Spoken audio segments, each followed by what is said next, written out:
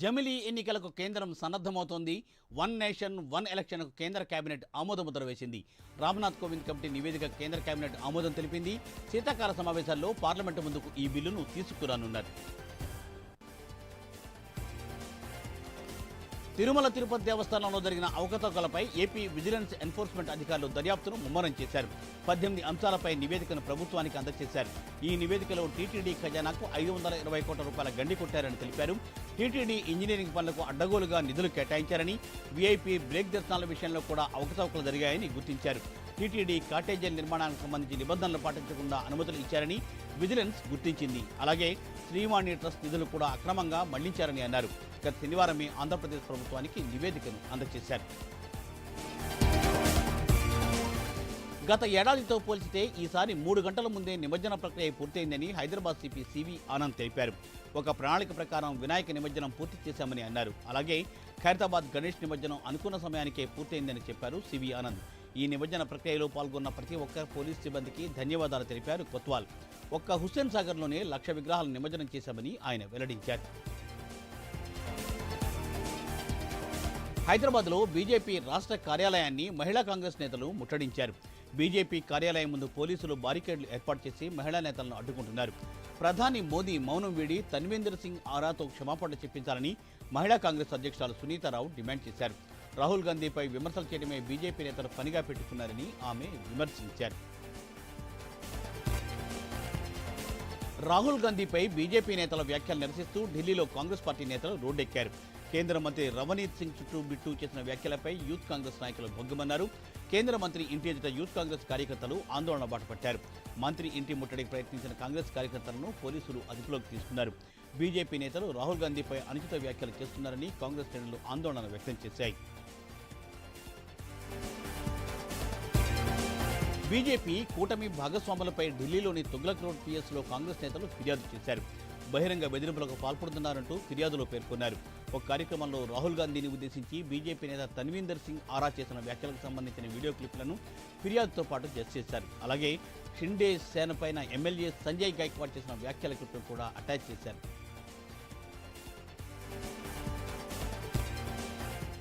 ఉమ్మడి పశ్చిమ గోదావరి జిల్లాలో వైసీపీకి భారీ షాక్ తగిలింది. ఉమ్మడి పశ్చిమ గోదావరి జిల్లా జడ్పీ చైర్పర్సన్ గంటా పద్మశ్రీ దంపతులు టీడీపీ పార్టీ కండువా కప్పుకున్నారు. పద్మశ్రీతో పాటు పలువురు వైసీపీ నేతలు టీడీపీలో చేరారు. వీరికి ఉండవల్లి నివాసంలో మంత్రి నారా లోకేష్ టీడీపీ పార్టీ కండువా కప్పి పార్టీలోకి వారిని ఆహ్వానించారు.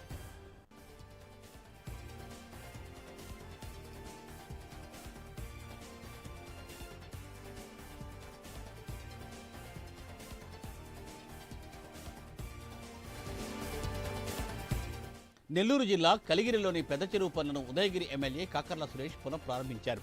మహాత్మాగాంధీ జాతీయ గ్రామీణ ఉపాధి హామీ నిధులతో ఈ పనులు ప్రారంభిస్తున్నట్టు తెలిపారు. ఈ పనుల్లో భాగంగా చెరువు కట్ట సుందరీకరణ, 3.2 కిలోమీటర్ల కట్ట నిర్మాణం, కర్వర్ట్లకు సంబంధించిన పనులను పూర్తి చేస్తామని కాకర్ల సురేష్ వెల్లడించారు.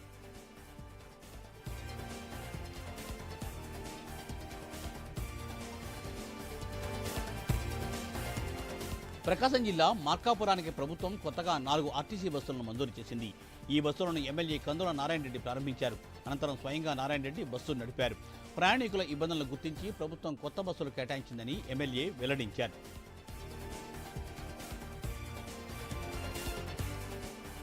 నంద్యాల ఎన్జీఓస్ కాలనీలోని గురు రాఘవేంద్ర విద్యాసంస్థ chairman doctor P Dastagiri Reddy ఆధ్వర్యంలో విజయవాడలో వరద బాధితులైన 1000 కుటుంబాలకు బియ్యాన్ని పంపిణీ చేశారు.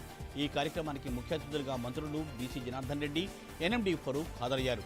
దీంతో పాటు ముఖ్యమంత్రి సహాయ నిధికి 2,50,000 రూపాయలను చెక్ రూపంలో కూడా అందజేశారు.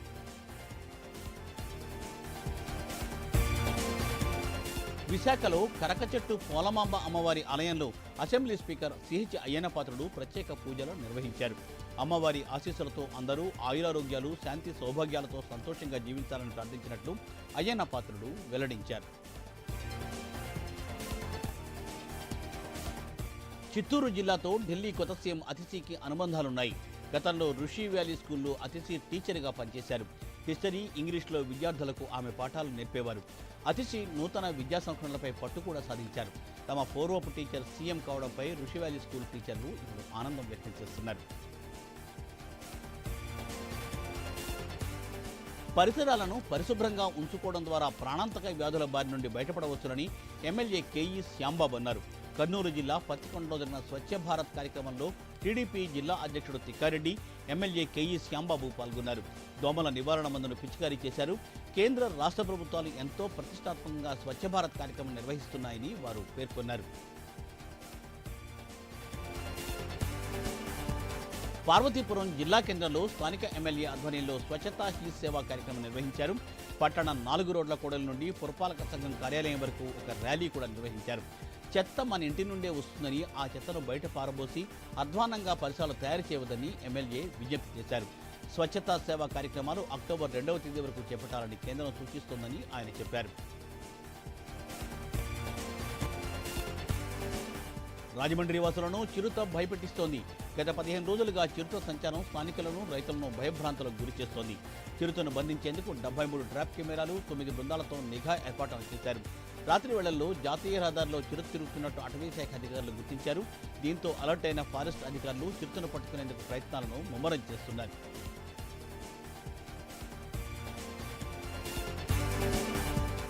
భూపాలపల్లి జిల్లా కాళేశ్వరం త్రివేణి సంగమం వద్ద ఆశ్చర్యకరమైన సన్నివేశం చోటు చేసుకుంది.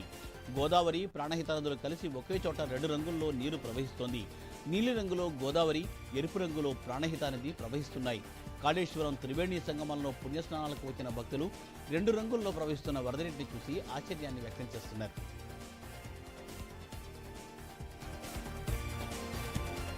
నల్గొండ జిల్లా దేవరకొండ మైనారిటీ పాఠశాలలో విద్యార్థుల మిస్సి స్థానికంగా కలకలం రేపుతోంది. 3 10వ తరగతి చదువుతున్న విద్యార్థులు నిన్నటి నుండి కనిపించడం లేదంటూ పోలీసులకు స్కూల్ ప్రిన్సిపాల్ ఫిర్యాదు చేశారు. ఇప్పటి వరకు విద్యార్థుల ఆచూకీ లభించలేదు. దీంతో స్కూల్ ముందు విద్యార్థి సంఘాలు తల్లిదండ్రులతో కలిసి ఆందోళనకు దిగాయి. హైదరాబాద్ అంబర్పేటలో పిల్లలను పాఠశాలలో వదిలి ఇంటికి వెళ్తూ ఉండగా రోడ్డు ప్రమాదంలో ఒక మహిళ మృతి చెందింది. అంబర్పేటకు చెందిన నీత తన పిల్లలను నాచారంలోని జాన్సన్ స్కూల్లో వదిలి ఇంటికి వెళ్తూ ఉండగా హెచ్ఎంటీ నగర్ వద్ద గ్యాస్ సిలిండర్లతో వస్తున్న లారీ స్కూటీని ఢీకొట్టింది. దీంతో భారీ చక్రాల కింద పడి మృతి చెందింది ఆమె. డ్రైవర్ను అదుపులో తీసుకుని పోలీసులు విచారిస్తున్నారు. సాఫ్ట్వేర్ కంపెనీలో పెట్టుబడులు పెడితే అధిక లాభాలు వస్తాయంటూ ఒక వ్యక్తి చేసిన మోసానికి ప్రభుత్వ ఉపాధ్యాయుడు బలైపోయాడు. నంద్యాల జిల్లా అవుకు మండలం సంగపట్నంలో స్కూల్ టీచర్ నూర్ అహ్మద్ ఆత్మహత్య చేసుకున్నాడు. కేటుగాళ్ల మాటలు విని 10 లక్షల రూపాయలు చెల్లించాడు. మరికొంత సొమ్ము పంపించాలన్న కేటుగాళ్ల ఒత్తిడి తట్టుకోలేక టీచర్ ఆత్మహత్యకు పాల్పడ్డాడు. ఘటనాస్థలికి చేరుకుని సూసైడ్ లెటర్ను పోలీసులు స్వాధీనం చేసుకున్నారు. నెల్లూరు జిల్లాలో అప్పుల బాధ తాళలేక కానిస్టేబుల్ రమేష్ ఆత్మహత్య చేసుకున్నాడు. ఏఎస్పేట పోలీస్ స్టేషన్లో కానిస్టేబుల్గా పనిచేస్తున్న రమేష్ ప్రసాద్ గౌడ్ వద్ద 3 లక్షల రూపాయలు అప్పు చేశాడు. 3 ఏళ్లు గడుస్తున్న అప్పు తీర్చకపోవడంతో రమేష్పై ఒత్తిడి పెరగడంతో పురుగుల మందు తాగాడు. ఆసుపత్రిలో చికిత్స పొందుతూ మృతి చెందాడు. పొలంలో వేరుశెనగ కోసి ఆ డబ్బులు బిడ్డలకు ఇవ్వాలని సూసైడ్ నోట్లో తెలిపాడు ఆయన. విజయనగరం జిల్లా శృంగవరపుకోటలో ఆయిల్ షాపులపై తూనికలు, కొలతలు, ఆహార భద్రతా అధికారులు దాడులు నిర్వహించారు. శ్రీ విజయకృష్ణ ట్రేడర్స్ దుకాణం లైసెన్స్ ముగిసి సుమారు 2 నెలలు కావస్తున్నా రెన్యువల్ చేయించకుండా వ్యాపారం చేస్తున్నందుకు షాపు యజమాని కాపుగంటి రాజశేఖర్పై కేసు నమోదు చేశామని తెలిపారు. లక్ష్మీనారాయణ ట్రేడర్స్ దుకాణంపై దాడులు నిర్వహించి బెల్లపు దిమ్మలను, ఆయిల్ బాటిళ్లను స్వాధీనం చేసుకున్నామని విజిలెన్స్ అధికారి బి సింహాచలం తెలిపారు. కామారెడ్డిలోని ఒక హైస్కూల్ బస్సులో వెళ్తున్న విద్యార్థులకు పెను ప్రమాదం తప్పింది. పట్టణంలోని రామారెడ్డి రోడ్లో brilliant grammars high school bus battery పేలడంతో దట్టంగా పొగలు వెలువడ్డాయి. వెంటనే అప్రమత్తమైన స్థానికులు పిల్లలను బస్సులో నుండి దింపేశారు. ప్రమాద సమయంలో బస్సులో 30 మంది విద్యార్థులు ఉన్నారు. పట్టణంలో ఫిట్నెస్ లేని బస్సులు ఉన్నప్పటికీ అధికారులు చూసి చూడనట్లు వ్యవహరిస్తున్నారని స్థానికులు మండిపడుతున్నారు.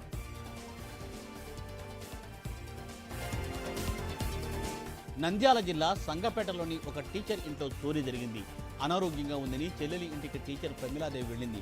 వచ్చి చూసేసరికి ఇంటి తాళాలు పగలగొట్టి దొంగలు చోరీకి పాల్పడ్డారు.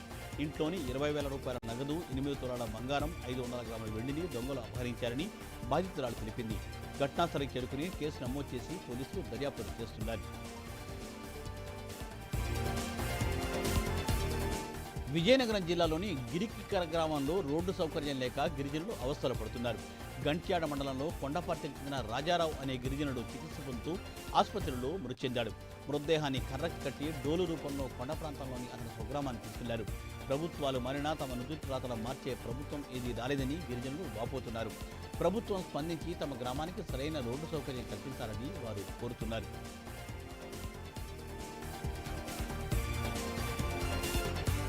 నంద్యాల జిల్లా ఆళ్లగడ్డలో ఒక మహిళ ఒకే కాన్పులో 3 పిల్లలకు జన్మనిచ్చింది.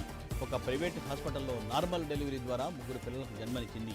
వీరిలో 2 మగపిల్లలు, ఒక ఆడ శిశువుకు జన్మనిచ్చింది తల్లి. పిల్లలు ఆరోగ్యంగా ఉన్నారని వైద్యులు వెల్లడించారు.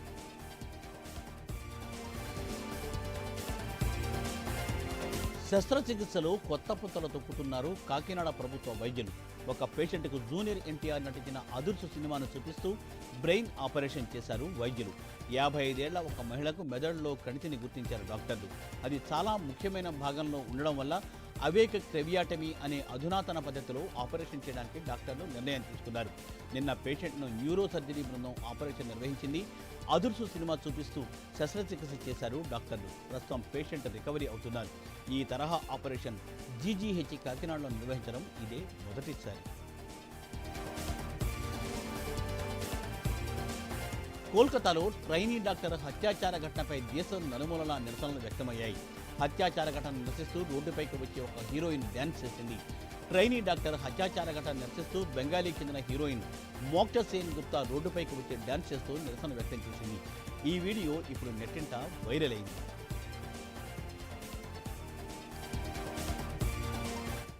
దక్షిణ మధ్య రైల్వే ప్రయాణికులకు శుభవార్త తెలిపింది. దసరా, దీపావళి పండుగ సందర్భంగా 24 ప్రత్యేక రైళ్లు నడపనున్నట్లు వెల్లడించింది. ప్రయాణికుల రద్దీ దృష్ట్యా ఈ ప్రత్యేక రైళ్లు ఏర్పాటు చేశామని రైల్వే అధికారులు వెల్లడించారు. ఛాత్పూజ్కు వెళ్లే ప్రయాణికుల రద్దీ దృష్ట్యా ప్రత్యేక రైళ్లు నడుపుతున్నట్లు వివరించారు. అక్టోబర్ 5 నుండి నవంబర్ 12 వరకు ప్రయాణికులకు ఈ రైళ్లు అందుబాటులో ఉన్నాయని ఎస్సీ రైల్వే పేర్కొంది.